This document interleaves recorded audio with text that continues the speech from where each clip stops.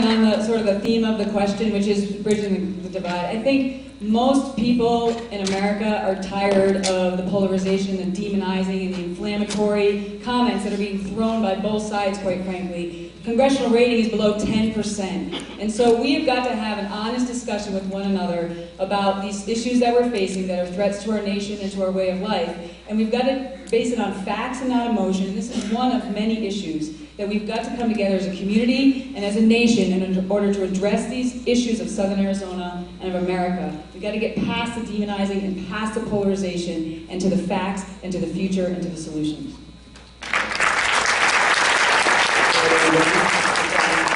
To wrap up and the 2-minute speech from each of the candidates. First, a round of applause for all of you because it is such a great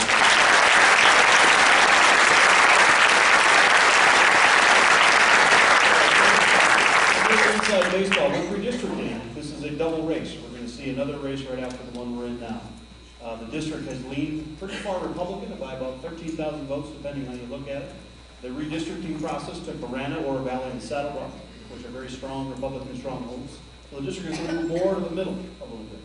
So as you wrap up and as you talk about your campaign, your candidacy, keep in mind who's the best candidate, who's got the best messages, who can win the first race, second race.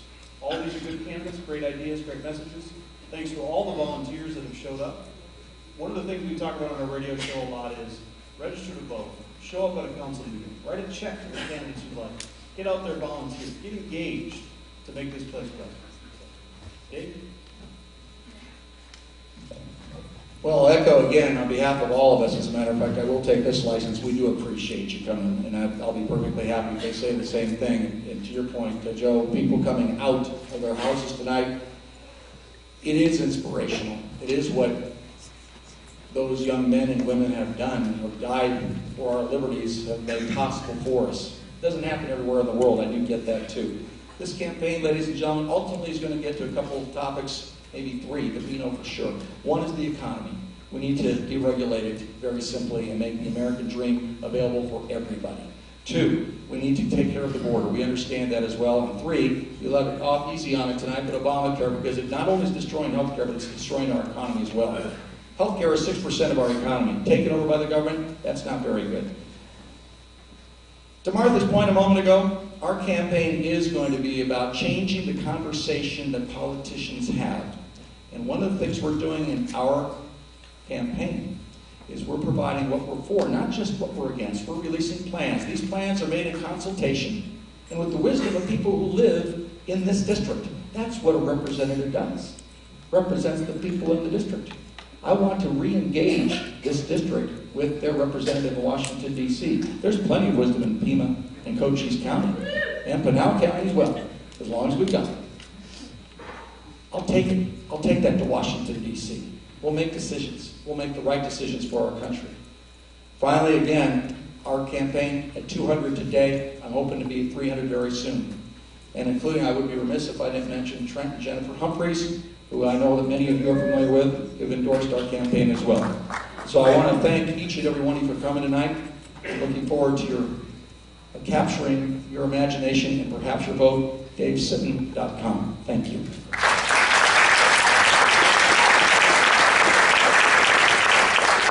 Every one of us up here is asking you to hire us. We're looking for a job. So you've got a couple things you got to look at. You got to look at our resume and you got to look at our job experience. So on my resume, I'm a father of 2 sons, and I've been happily married for 20 years. I understand what's important to our families and family values and those traditions that have built this country. I'm a combat veteran. Spent 2.5 years in combat. I understand how important national security is. I work in the defense industry. I work with over 40 small businesses here in Tucson and over 150 nationwide, and I understand the stresses that they're dealing with.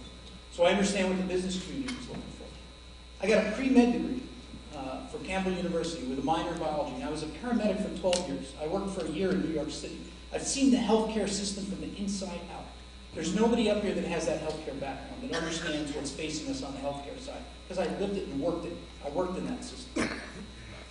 And then you guys sent me to the legislature, and I saw how screwed up government can be. I saw how if someone takes it and abuses it, how it can bankrupt you, how it can run it into the ditch. And we worked hard. We took a lot of bars. And I stood up there and I said, no, we're not going to continue to raid the taxpayers. We're going to live within our means. We're going to reduce the size of the government. We're going to make it more efficient, more cost effective, and cost less money. And we did that. We delivered. When the media attacked us after the shooting, I wasn't one of the guys that ran or laid low and hid low. I went and defended us because it wasn't the conservative movement. It wasn't talk radio and all this stuff. It was a nut that was on drugs that committed that act. But yet there were some in this community that wanted to vilify us, and somebody had to stand up for it. When we had the Democrats take over the redistricting process, and basically want to disenfranchise 230,000 Republicans in southern Arizona, I fought that fight. I've been with you, fighting for you, and fighting with you since the day my feet hit the ground. And I will continue to fight for you. I deliver results, and you can take that to the bank. Frank Antinori, Antinori.com. I ask for your vote and your support. Thank you very much.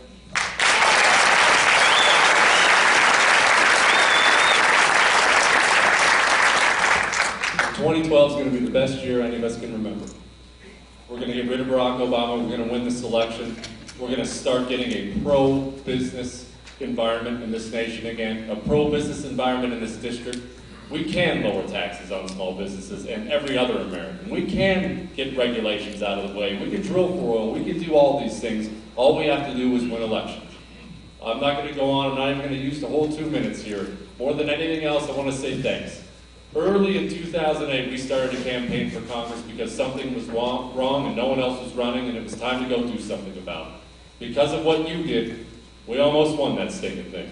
We're going to win this next one, and it's because of your work and everything you did. So more than anything else, thank you for what you did, and let's go finish the job. I'm Jesse Kelly. Thank you.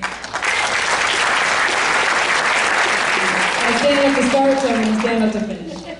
I told you a little bit about my background. You can go to mcsallyforcongress.com and see the rest of it. But I didn't tell you all about who I am. I'm the youngest of 5 kids, and my father died when I was 12. And we were having a great day one day, and he had a heart attack that night and was taken to the hospital. And I had the opportunity to come see him in the middle of the night when he said he thought he was dying and he wanted his children brought to him. And in that short conversation that I had no idea would be my last, my dad, among other things, said to make him proud. And I have had a fire in my belly since that day as I was dealing with the grief, but I was moving out in order to make my father proud and realizing that every day is a gift and every day can seriously be your last. That is why I've done all the things I've done and taken care of those opportunities, stood up for what's right, served my country, put my life on the line, put my career on the line. That is who I am.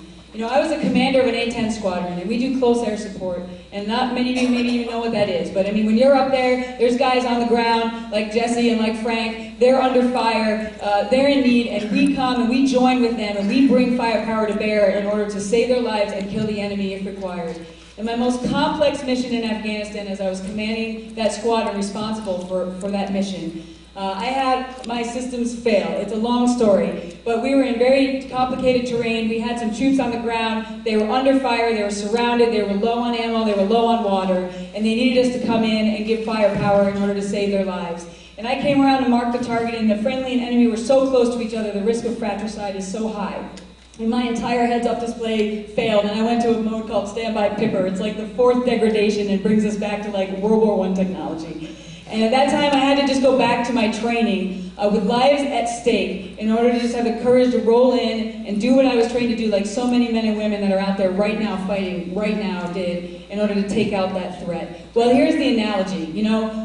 We've got the foundation of our country is so powerful, it is the beacon of light to everyone around the world. But our systems have failed, and lives are at stake. And we need to seriously turn this thing around, and we need to hit the target, because Washington, D.C. is missing the target, and fratricide is the risk.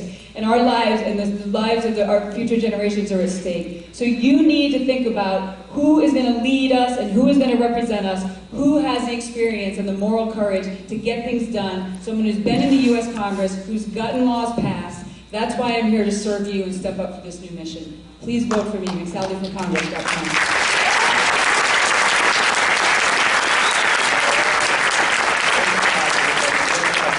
Thank you to the Sabino Teenage Republicans for putting on the great event.